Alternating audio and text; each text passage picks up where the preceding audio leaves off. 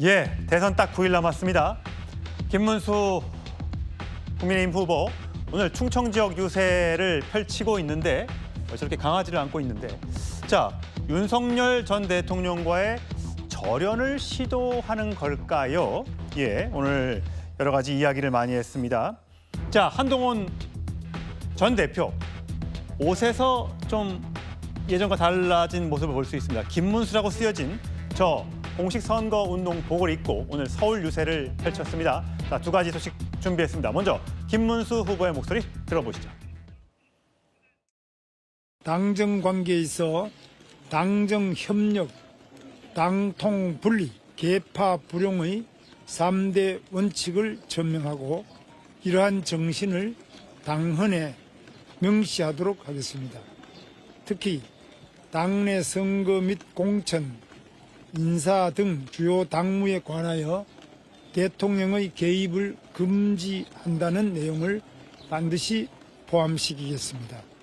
저 김문수가 기득권 정치, 사당화된 정치에 확실한 마침표를 찍겠습니다. 예, 최수영 평론가. 네.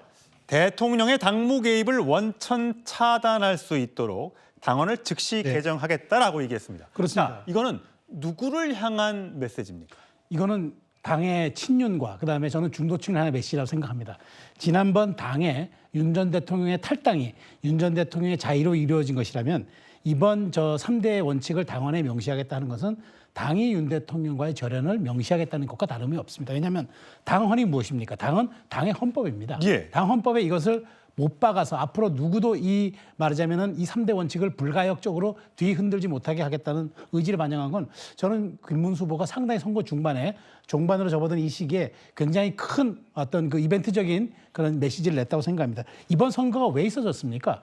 사실 윤 대통령 취임 이후에 당대표 찍어내기 혹은 당대표를 당권을 마음대로 윤 대통령이 영향력을 행사하려다 보니까 그 당정 갈등이 결국엔 발목을 잡아서 계엄을 촉발하고 결국은 지금 조기 대선까지 왔던 그 모든 원인을 제공하지 않았습니까?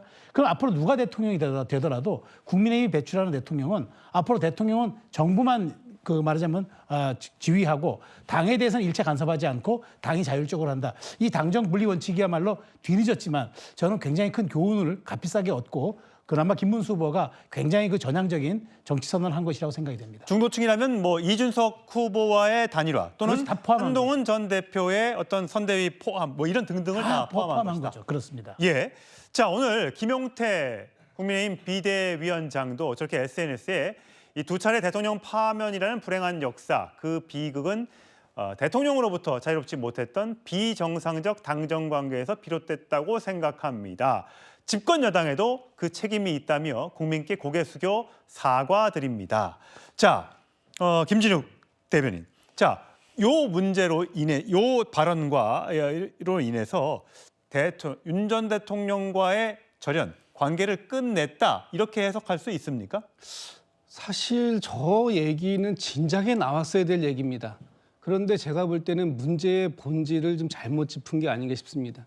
일단 이 당의 수직적 당정 관계를 반성하는 목소리가 늦게라도 지금이라도 나왔다라는 점에 대해서는 뭐 저는 그 평가는 할 수 있을 것 같은데 이 평가를 이것은 전당대회에서 나와서 보통 전당대회에 출마하는 당권 주자들이 이런 얘기들을 많이 하고 있는 거 아니에요? 해야 되는 거 아니에요?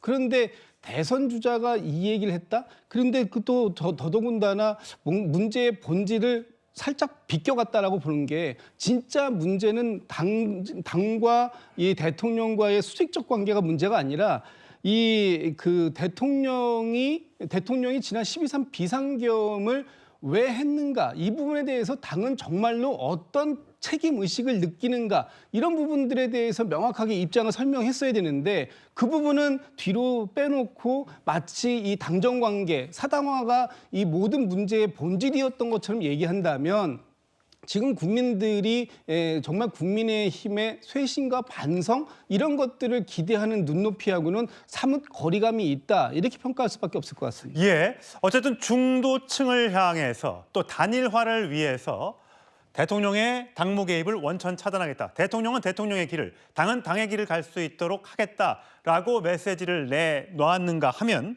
그런가 하면 어제는 TK에 가서 박정희 전 대통령 또 박근혜 전 대통령 그리고 오늘은 또 유경수 여사의 이 생가를 방문해서 이 보수층 달래기, 보수층 집토끼 잡기에도 나선 모습이었습니다. 그 장면 준비했습니다.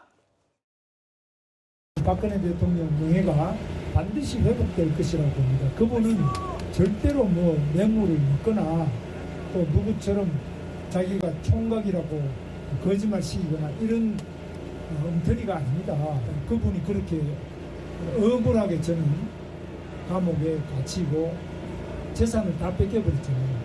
그 집 하나 있던 것도 다 뺏겨버리고 그래서 지금 대구에 어떻게 내려가 계시는데 늘 제가 가슴이 아프고 정말 우리 정치에서는 다시 더 억울한 일이 있어서 안 된다. 박근혜 대통령 표현은 거짓의 산이라고 했는데 그런 거짓의 산더미 위에 갇혀가지고 이렇게 많은 어려움을 겪고 그분이 과연 그렇게 파렴치한 사람이었나 그렇게 그 보도된 것처럼 그렇게 나쁜 사람이었냐 저는 그거는 명예가 회복될 필요가 있다고 생각합니다. 자, 김문수 후보 어제 박근혜 전 대통령과 만났죠. 저렇게 사진으로 공개가 됐습니다. 어제 저녁 늦게 만나서 저렇게 손을 잡고 좀 도와달라, 살펴보겠다 이런 말을 들었습니다. 저렇게 활짝 웃고 있는 모습인데 어제는 이 박근혜 전 대통령의 별명이죠. 선거의 여왕. 어떻게 하면 이길 수 있는지 좀 지혜를 달라고 조언을 구했고 박근혜 전 대통령은 지난 일을 연연하지 않고 하나로 뭉쳐서 선거를 치러 반드시 이겨달라. 자, 국민의힘에서 입장에서는 이런 모든 모습, 오늘 또 유경수 여사의 집에 간 거, 태어난 곳에 방문한 거 등등도 사실 선거 막판 이 보수층, 그러니까 집토끼를 완전히 우리 것으로 만들어야겠다. 흔들리는 TK, 흔들리는 PK가 아니라 완전히 지난번 대선처럼 우리 표로 만들겠다. 뭐 그런 단속의 차원입니까? 예, 그렇습니다.